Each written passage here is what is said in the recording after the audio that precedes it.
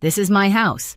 Get out." That's what my brother-in-law yelled at my father inside the $425,000 Seaside home I'd gifted my parents for their 50th anniversary. My mother's face was pale, her tears soaking the dish towel she gripped like a white flag. My father just stared at the floor, silent, trembling. My sister laughed proud, like chaos was her inheritance. I stood in the doorway, still holding the cake, the keys cold in my hand. I didn't shout. I didn't move. I only smiled once and said something that made the laughter die instantly. They thought they'd taken everything. They had no idea what I'd kept. 2 weeks earlier, everything had felt lighter. The air smelled like salt and paint when I first unlocked the door of the little blue house by the water. I'd spent months hunting for it, something modest, quiet, with sunlight that moved gently across the walls. When I told my parents I wanted them to take a weekend drive with me, my mother thought it was a surprise dinner. My father packed fishing gear. Neither of them had any idea. They cried before they even stepped inside. Dad ran his hand along the banister like he was touching something sacred. Mom opened every cabinet, whispering, "It smells like lemon." I'd saved for years, wrote the final payment on a night when the code on my laptop blurred from exhaustion.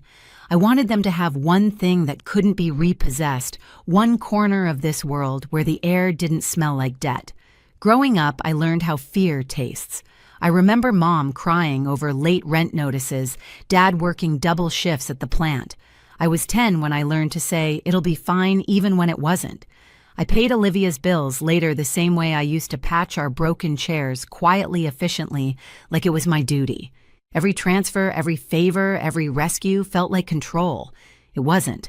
It was just enabling chaos wrapped in love. So when I handed my parents the keys that day, I thought maybe I'd finally fixed something permanently. I told them, "It's yours. Every part of it." Dad tried to speak, but his voice broke halfway through my name. Mom kept wiping tears and laughing at the same time. We sat on the deck together, the sky melting pink into the ocean, and for the first time in years, I saw them relax. They looked like people who finally got to breathe. Before leaving, I hid a note in the kitchen drawer, just one line written on plain paper for slow mornings and loud laughter. Then I drove back to the city for a product deployment that night, thinking they were safe, that peace had finally found a home.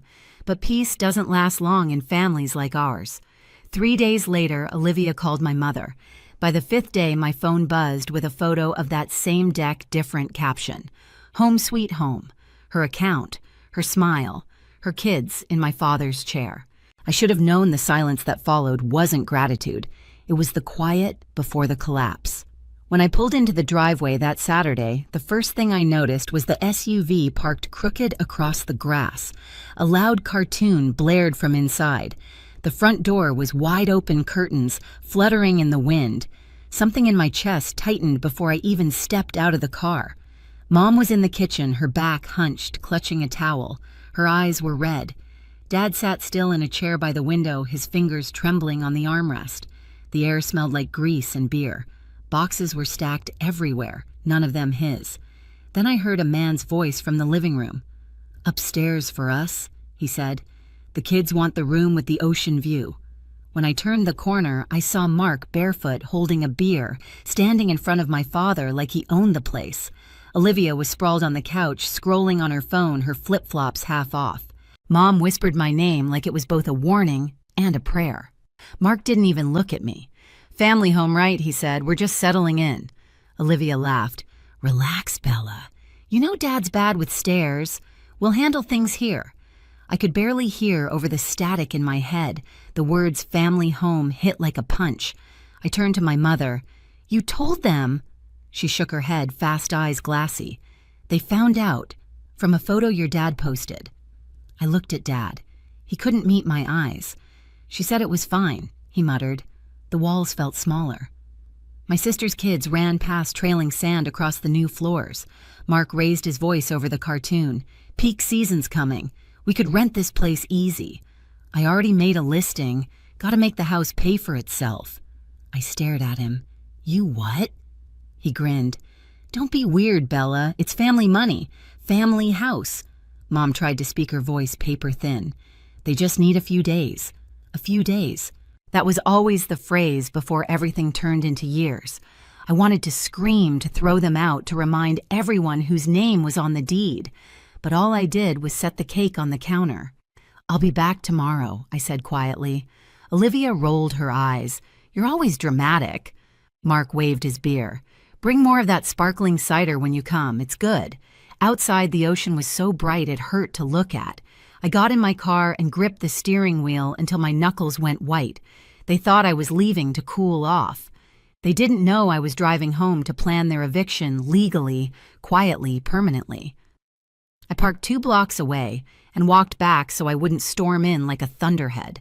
Anger makes mistakes. Precision does not. My hands were steady as I unlocked my phone and opened the folders I'd built for this exact kind of emergency payments, HOA rules, screenshots, the trust paperwork I'd had my attorney prepare the week I closed. Each file felt like a little weight I could set down and use. At my desk that night, I pulled everything open and read it like an incision. The deed was recorded in a trust with my parents as lifetime beneficiaries, clear, simple language that gave them exclusive occupancy. The listing my sister or Mark had posted used photos I'd taken my descriptions word for word, and worst of all, the payout routing matched Mark's account. In the group chat screenshot, someone had typed, "We'll get him on board if Mom cries." My stomach turned, but my fingers did not. I highlighted, printed, labeled. I called the HOA before midnight. The woman on the phone was perfunctory at first until I read the clause aloud, "No short-term rentals permitted." She went quiet, then told me what I already suspected: violations could be enforced. Fines levied, listings removed. I thanked her and asked for an email confirming the rule. She sent it immediately. Proof. I booked a locksmith for first thing in the morning and left him a note: Victor will need to change outer lock keypad reprogram.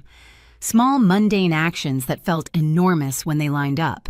I forwarded the screenshot of the listing to the platform's trust and safety inbox and attached the deed and trust. I wrote a short, boring email to a neighbor list I'd found in the closing packet. "Hello neighbors, there may be unauthorized activity at 24 Seaview. I'm the trustee and will be taking steps to ensure compliance." I hit send with my thumb and watched the little blue dot move across my screen like a metronome. I didn't sleep much. When I finally fell into a shallow, precise kind of doze, my mind ran through contingencies. What if Mark refused to leave? What if Olivia posted a video of Dad crying? What if they tried to file some quick claim?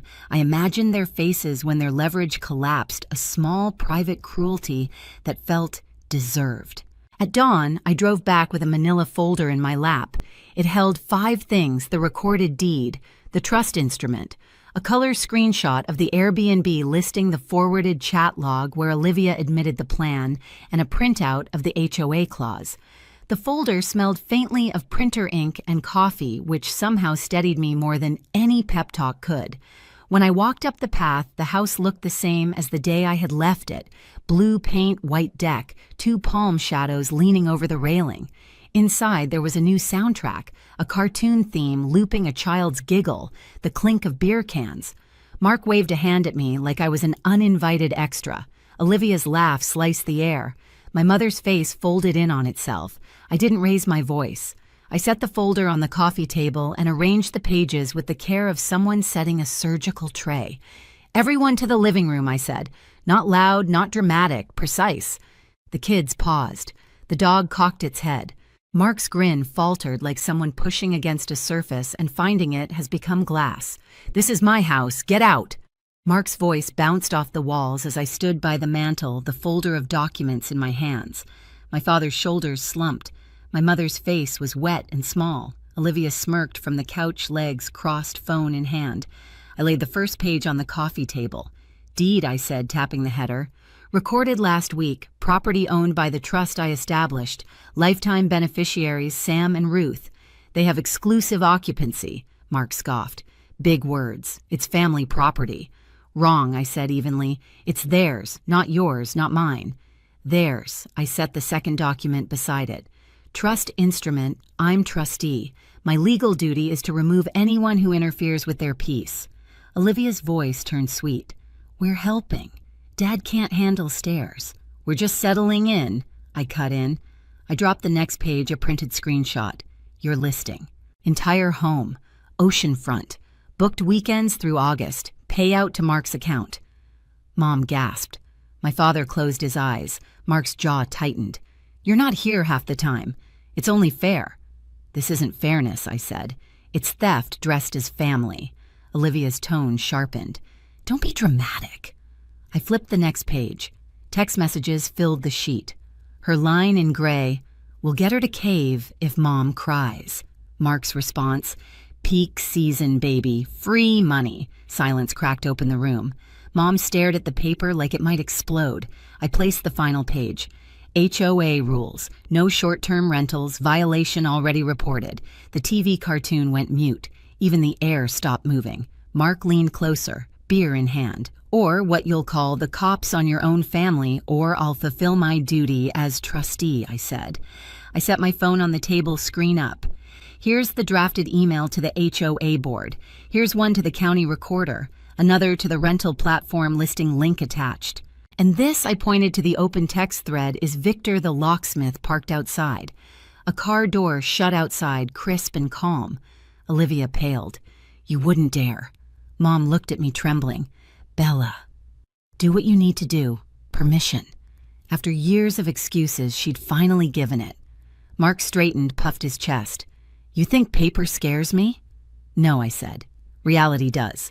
He lunged to grab the documents. I moved them aside without breaking eye contact. Don't touch my work, he sneered. Your work is money. My work is protecting them. Olivia's voice cracked. You're humiliating us. You did that when you posted Home Sweet Home from someone else's kitchen. I took a slow breath. Here's what happens next. You'll pack your things, delete the listing, refund every booking, apologize, and leave your keys here. Olivia laughed too high. Or what you'll throw us out, or Victor changes the locks in 5 minutes, I said. And you can film your tantrum in the driveway. The doorbell rang 3 cheerful chimes. The dog barked. That's him, I said. Mark turned toward the sound. Don't touch that lock. Victor stepped inside tool bag on his shoulder. Afternoon. You must be Bella. I nodded and handed him a paper. Authorization letter, trustee signature. He read it, smiled politely, and went to work. Mark pointed at my father. Old man, tell her to stop. Dad's voice cracked, but it held. This is our house. We're staying. Mom's hand slid into his. For once, she didn't apologize for it. Mark sputtered, You'll regret this, Bella. I regret enabling you for a decade, I said. This is correction, not cruelty. Olivia's kids had stopped moving, wide-eyed and still. Even the dog sat down. Keys, I said, holding out my hand. Mark slapped his on the table. Olivia tossed hers after a pause. Victor's drill whirred clean and final. A few clicks later, he appeared with the new keypad. Code's ready. Who gets it? I looked at Dad. You pick. He whispered 4 numbers, his wedding month and year. Victor entered them, nodded, and handed me the instruction strip. I placed it in a folder labeled Happy Things on the entry table. Olivia watched, lips trembling. You could have just talked to me. I have been, I said. You just mistook silence for permission. Mark crossed his arms. We'll see you in court. You won't, I said.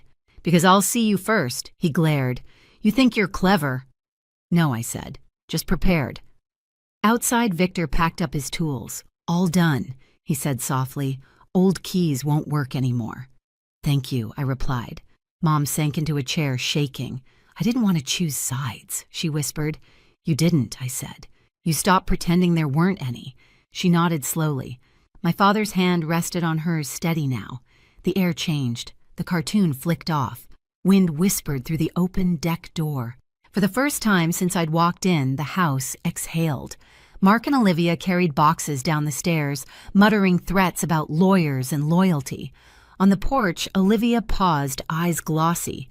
You think this ends here? No, I said. It ends when you stop taking what was never yours. She blinked, turned and walked toward the SUV. The dog jumped in after the kids. Mark slammed the door and peeled out tires scraping gravel. When the sound faded, the house seemed to settle into its bones again. The ocean breathed. The windows sang softly in the wind like they were remembering what calm sounded like. Mom poured tea, her hands trembling less now. I didn't want you to see this side of her, she said. I needed to, I answered.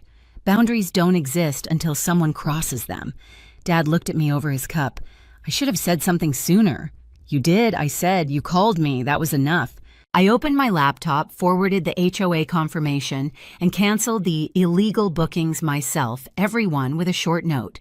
Listing removed by owner. Refund issued. I typed a neighbor letter. You may have seen extra cars. Confusion resolved. No rentals moving forward. When I finished, I felt lighter, not triumphant, just clean. Mom sliced the cake I'd brought, the one that had waited through the entire confrontation. She laughed once at the absurdity of it, then handed me a plate. We ate quietly. The icing was lemon and sugar, sharp and sweet. My phone buzzed a notification from the platform confirming the listing's removal, followed by one from the HOA acknowledging compliance. The last message was from Olivia, "You made Mom cry." I deleted it without opening. Dad looked out the window at the water, his profile soft against the glass. "It's finally quiet," he said. I nodded. "That's how love should sound." He smiled faintly. "We'll get used to that." As the sky dimmed to a deep gold, I slipped the documents back into the folder labeled Boring Armor. Because boring, I'd learned, is the opposite of chaos, and that's how peace stays. Outside, the waves rolled in, steady and slow. Inside, my parents breathed in sync with them, safe in the home I'd built, guarded by boundaries that finally held. The next morning, sunlight spilled through the windows, quiet and steady. The house smelled like toast and ocean salt. My father sat on the deck with his coffee legs crossed, reading the paper he hadn't touched in years. My mother hummed softly while watering the plants I'd brought the day before. For the first time in a long time, peace didn't feel fragile. It felt earned. Online, the storm came and went.